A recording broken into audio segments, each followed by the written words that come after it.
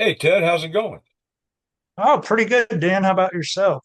Oh, it's been a wild month. Uh, From what you've told me, yeah, it sounds thus like it. thus our special edition October Our, podcast our episode yeah, here our mini-sode, I believe they call it in the business. from mental health, Ted. When it's just a minor one day, I'm going to call that a mini-sode. It's not an episode. There, It's so, there you go. You had a lot on your plate. That's kind of throwing us a bit of a monkey wrench there. Why don't you tell people what's going on? it's I had carpal tunnel surgery, uh, which is something I should have done years ago, and I was stubborn. And also, I've always worked with my hands in factories, and I've always been a writer. And finally, it got to a point this over the last year or two where my hands were numb all the time. Like I could hardly feel them unless they hurt. So they finally did the carpal tunnel surgery on my right hand. They had to do more cutting than they expected because it was more compressed than they expected. But whatever, that's done.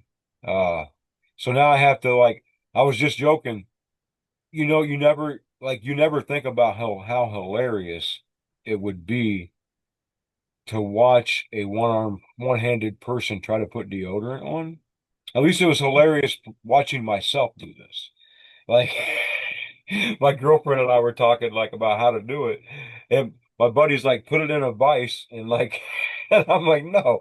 So we finally figured out you got to do it like chicken wing style, like. So, you find out little adventures like that along the way and laugh. But yeah, so I got that. I got some other health and mental health things going, and a book release this month in October in the middle of all that. So I had a book release party, and the books did not come in before the book release party. And to make all of that even crazier, I was going to have carpal tunnel surgery 4 days later, so I wouldn't be able to sign any books. Right. So I was like freaking out. I'm like, oh my God, like this is going to be awful. Who wants, like, everybody's going to, they want to leave with the book, they want to sign whatever. But my friend Wendy Cartwright from Indiana, who's an editor and publisher and brilliant writer, she told me that they had used book plates before, Oh which is yeah, yeah, a fancy sticker that you can inscribe and sign. And then when the book comes in, they put that sticker in the front cover of the book. And I was like, man, that saved the day. So yeah, it's been yeah. that kind of month. I have a book plate. I got there's a podcaster a comedian Tom Sharpling that I really like. He has a podcast you should check out called The Best Show. It used to be a radio show on WFMU out in New Jersey, and then he turned it into a podcast. And he wrote a memoir a couple of years back towards the end of the pandemic, and he had a deal that if you pre-ordered the book it would give you a code and you went to this website and you put the code in and you would get a book plate once you received your book that he had inscribed. And I love that thing. Like I was like, wow, what a cool idea, you know? Yeah. That might be something I do in the future when people buy books online or something. And Yeah, I can send them a book plate through the mail or something if they inquire about it. But yeah, so it's just been and plus it's so I knew about the so I saw the carpal tunnel surgeon on like a Tuesday, and he said, well, the test came back like you definitely need carpal tunnel surgery. He's like, call the surgery schedulers tomorrow. So I called him and they scheduled my carpal tunnel surgery within like 10 days, right? And it's about to be winter and I live in a camper. yeah, So I had to scramble before the surgery to like get everything winterized, like drain the tanks, get the hay bales put around my camper for winter so my tanks don't freeze and like all of these things before I had the surgery because I wouldn't be able to do them afterwards. So and after this hand heals, they're going to do the left hand. So it's like I just feel like October is a month that'll take 2 months to process. yeah. I feel you, man. You know, sometimes are really just brutal like that. I've certainly had my fair share of them in the last couple of years myself. I mean, just the leading up to getting accepted for food stamps, for Medicaid, for disability was just a shit show. Um, but I couldn't imagine having to have surgery and stuff like that in the middle of it. Yeah. Um, but Yeah. yeah, when they say when it rains, it pours. They're not kidding about that. Yeah, that's true.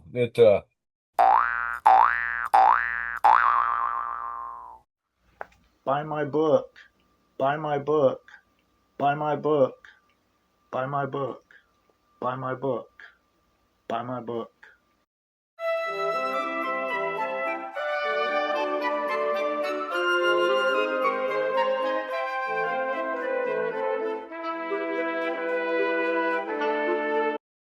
My latest chapbook, it's from Two Key Customs. I'm really proud of it.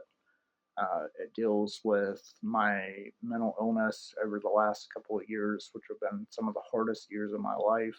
And it also deals with nostalgia for times in the past, both that felt better than what I'm dealing with now or have been, and also times that were equally bad, sort of comparing and contrasting. So, yeah, But Did You Die? My new chapbook from Two Key Customs. Pick it up.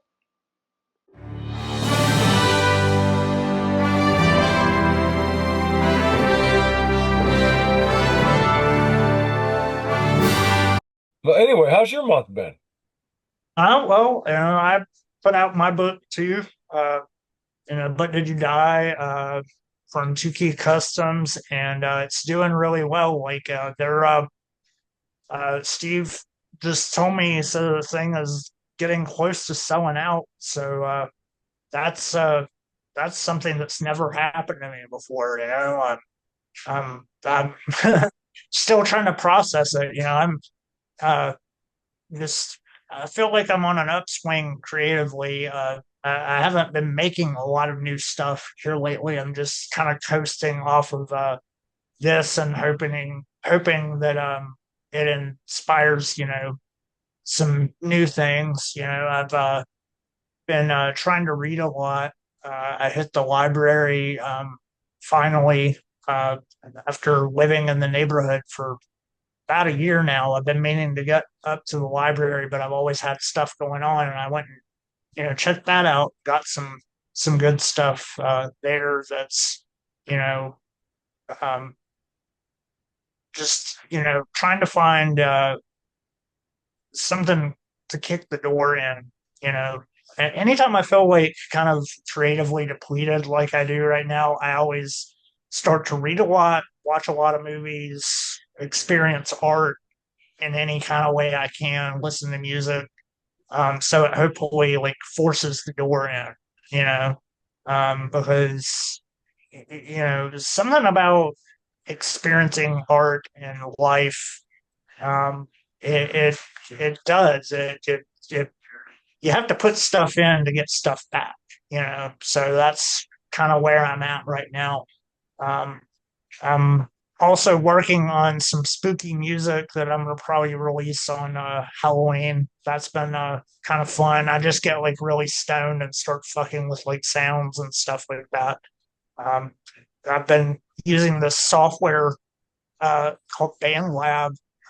It's like a beat making software, and I've been kind of having fun with that. Just it's almost like filling out spreadsheets, but then I get music at the end of it. It's like point and click, kind of like twist some knobs and stuff like that. And I've been pretty pleased with like the stuff that I've been able to get out of it. So I'm pretty eager to put that out. Um, just been kind of exploring the neighborhood. We got a stray cat that's been coming around, and he's been coming inside in the evenings to warm up and stuff like that. And there's my dryer. Hey, it's Monday night. Yeah, yeah. That's. I tell you, we've tried to figure out how to turn that damn thing off for the last 3 years. I think we've had it, and just cannot figure out a way to do it. It just, so you'll turn it on and then forget that it's on, and then it just goes off. You know, which is really fun when it happens at like 3 in the morning. Yeah. I think I think for our podcast though, it adds to the ambience of the factory roughneck blue collar working class punk artist, Yeah, DIY in their living room office and their camper mobile home and you know yeah, yeah, yeah. doing I mean,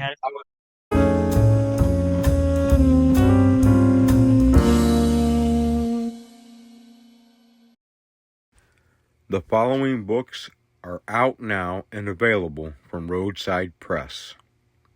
They can be purchased at www.theliteraryunderground.org.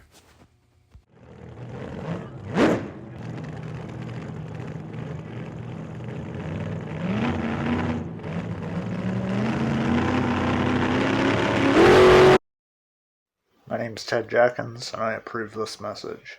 Doing an interview. No, I was doing therapy. I was doing a telehealth visit with my therapist. And Pete, the rooster on the homestead farm I'm at, they got chickens and turkeys here, right? Pete right. the rooster came over by my door on my camper and started crowing in the middle of my therapy. I'm cracking up. Here I am talking to my therapist, and I'm like, well, this is how it is at the homestead farm. So I feel like that's more our vibe. Yeah, for sure, for sure. Yeah. Somebody in our neighborhood has a chicken too. I heard it crowing the other night, which is crazy because I live like less than two minutes from downtown. It's fairly suburban around here, but so I haven't figured out where it's coming from. But there's a turkey. I saw a huge hawk in the field by my house the other day too. That fucker was, you know, giant. Um, there's an owl, there's woodpeckers. It's kind of like it's weird. Like I see more woodland creatures living in downtown than I did when I lived in the country. It's really strange. I didn't expect that. Yeah, it's like I live out in the country, and it's not like I have seen like hi Isla, uh, Hi. I have seen wolves, not wolves. Oh, Scratch that. I've seen coyotes oh and yeah. foxes. And of Hmm. course, we see deer all the time. We see wild turkeys. And so the homestead farm I'm on is about a third of the mile from the St. Joseph, like branch of the St. Joseph River, right? Oh And wow. this summer, we noticed that there's like a family of bald eagles down by the river.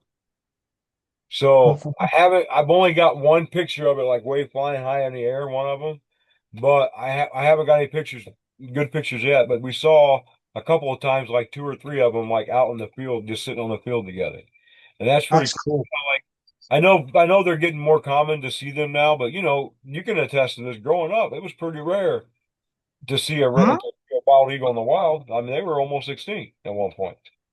Yeah. Oh yeah.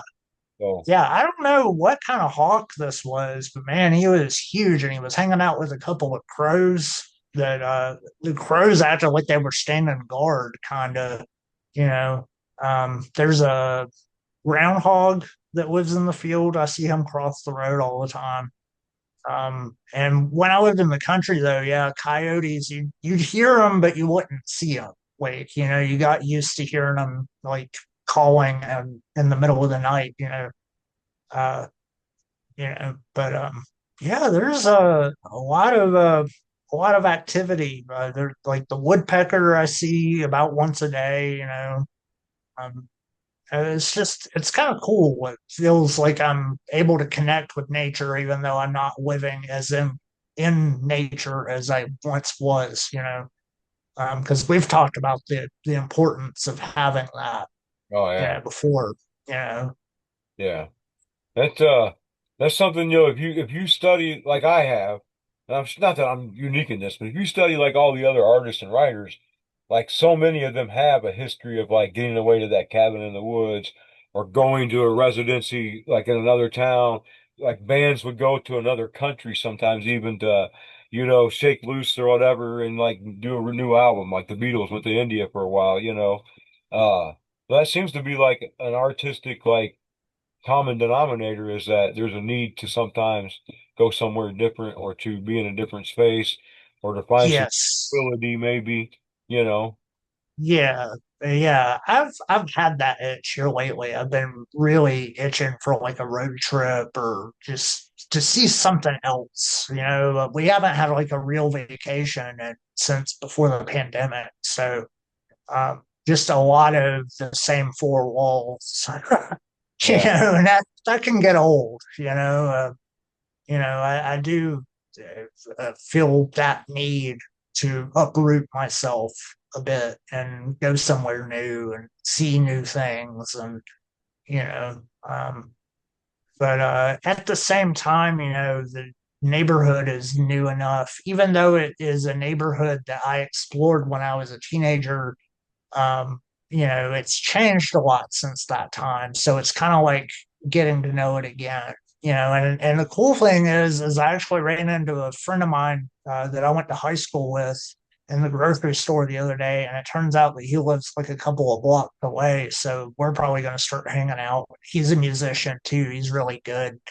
um might have a playing picking buddy, there, sit on the front porch and play and stuff like that. But yeah, oh gosh, I'm definitely hoping that money will allow that we can, you know, do some, even if it's a day trip.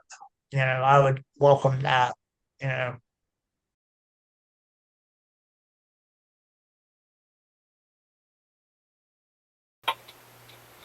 My name is Dan Denton, and this is a public service announcement. I am bipolar. I have complex PTSD, ADHD, and generalized anxiety disorder. I have been in and out of therapy and counseling for over 30 years of my life.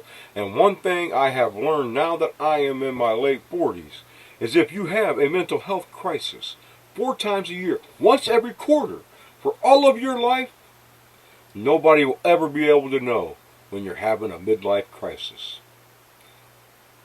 Kids, remember, drink your water, take your meds, and get enough rest.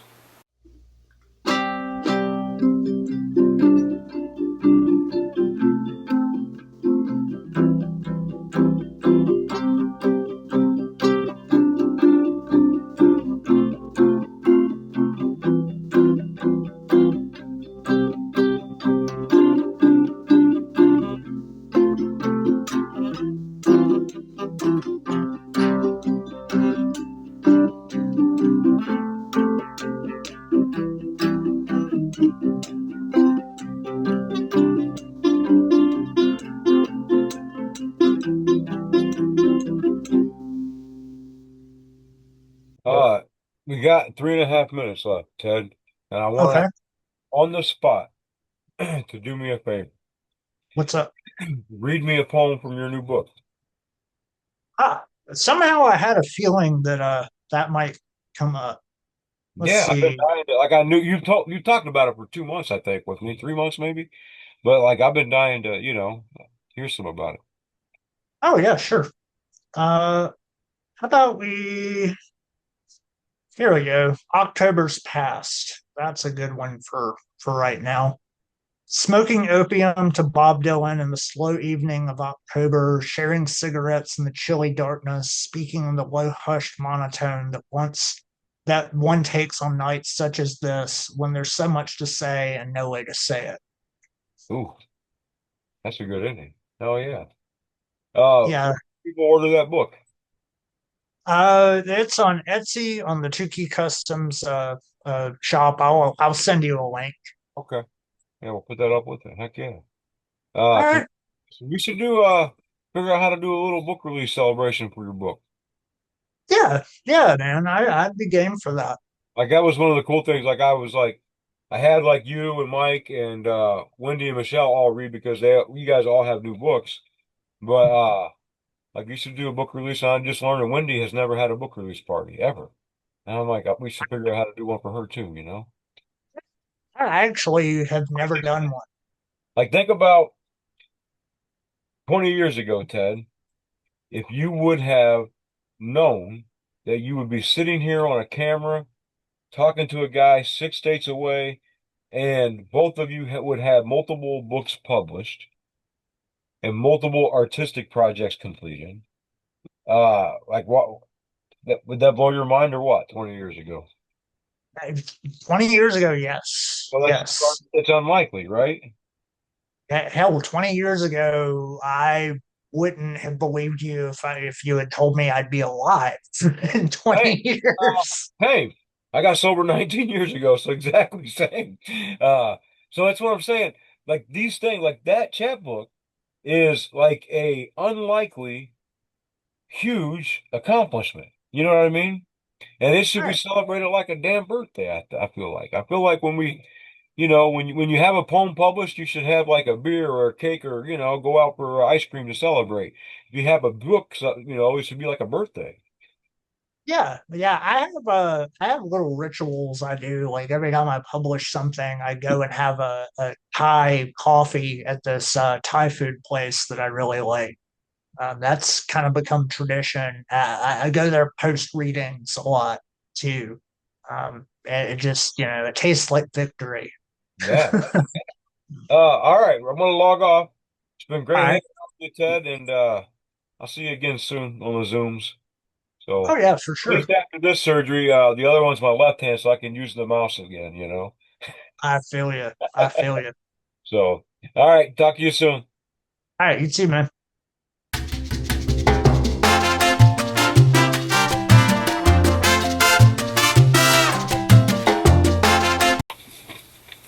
Good evening, friends, ladies, gentlemen, felons, and supporters. It is your trusty news correspondent Dan here from Just Another Way to Waste 60 Minutes. I am here with this month's Sasquatch sighting report. Now, friends, as I've told you before, we do not deal with just the hocus pocus National Enquirer bullshit that you hear and see all the time. When your Uncle Jonas is out there with his friend Randy and they're drinking tall boys and throwing rocks at trees and they say, hey, we saw a Sasquatch. No, that don't qualify. These are only certified, investigated reports by the Bigfoot Research Organization. So, back in September, this is a new report for the month of September. It's just been certified this month. Down in Cleveland, Tennessee, back in September, a woman says they were driving across the railroad tracks and came out, and the Sasquatch came out of the shadows of the trees to cross the tracks heading back towards Cleveland, Tennessee. When they slowed to get a better look, it stopped and froze, staring at them. They tried to turn around to see where it was going, but it was gone when they got back. The thing they saw was very tall and lanky. Everything was extremely long compared to a human. It was very dark and shadowy. It says that there was one other witness, the lady and her 22-year-old daughter, who also saw. Now, this happened at 2:30 in the afternoon. And here's the catch.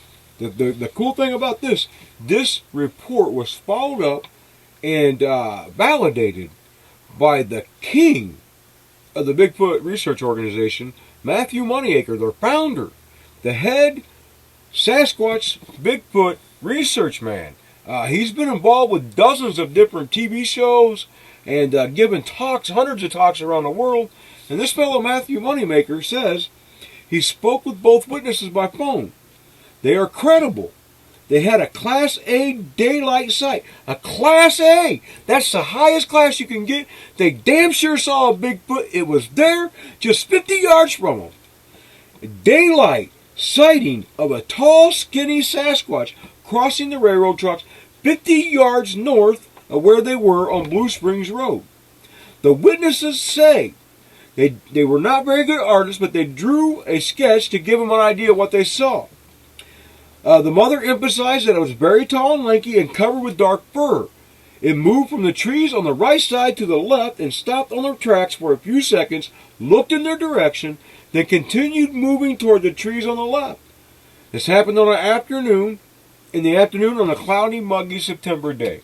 There you have it, a Class A sighting, the real deal, turned the alarms on, certified and validated by the research organization, by the Bigfoot Research Organization's founder. You can't get any more credible than that. Down in Cleveland, Tennessee, if you're down in that area, there's damn sure been some Sasquatches down there. All right, now, one more report, this one from the month of October. Now we're going to move down just a little bit farther south, down to Charlton County, Georgia, wherever that's at. The nearest town's Folkston, wherever that's at. So if you're down in Charlton County, Georgia, near Folkston, Georgia, pay attention here, okay? There's a group of people, a couple of adults and families and their teenage kids, and some younger kids. They were out camping in a cabin down on Shady Lane and Okefenokee Drive, down there in Georgia. It says, this is on 10/18/2025 and Saturday, they made reservations down there to go camping. They were rail fanning, otherwise known as train spotting, where you set up the cameras and try to get the trains when they come by, you know. Some people call that rail fanning, other people call it train spotting. It says they had 4 tripods set up with LED lights and cameras and all this other stuff. And at around 9 p.m., the main reporter, this young lady and her friend, started hearing something in the brush on the northeast side of the cabin across 4 railroad tracks from them. They went down to investigate.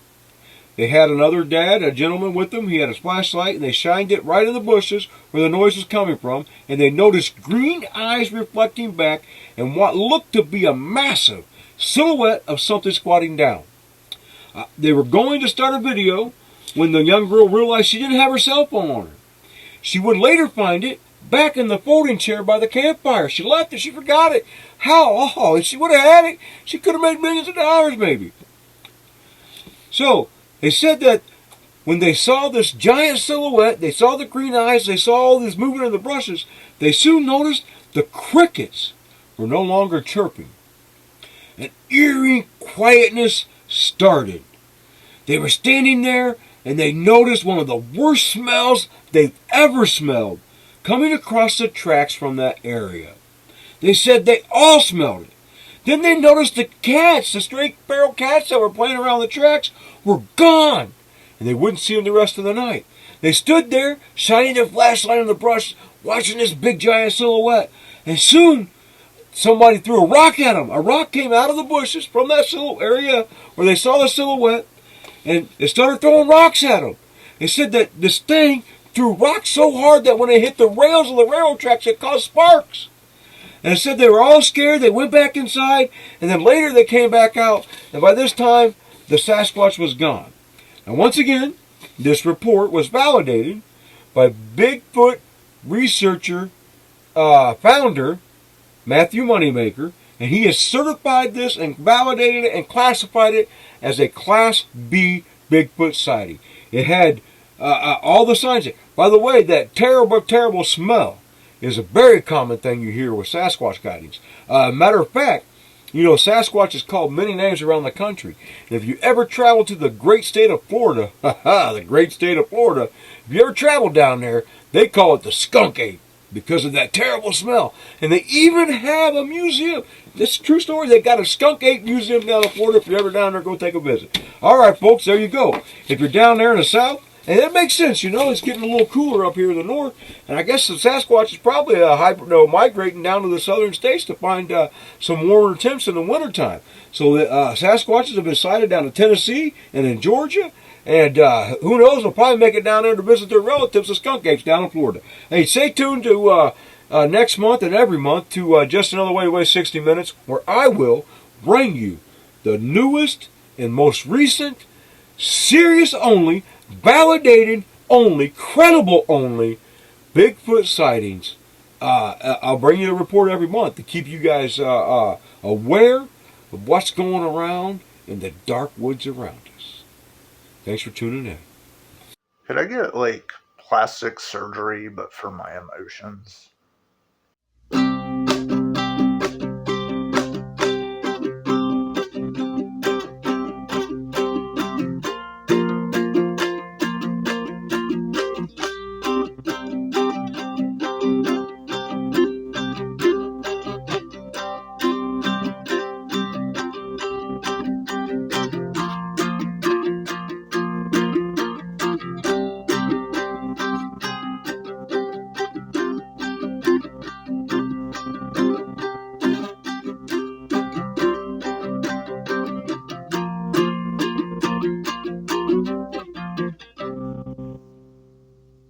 Oh, Scott.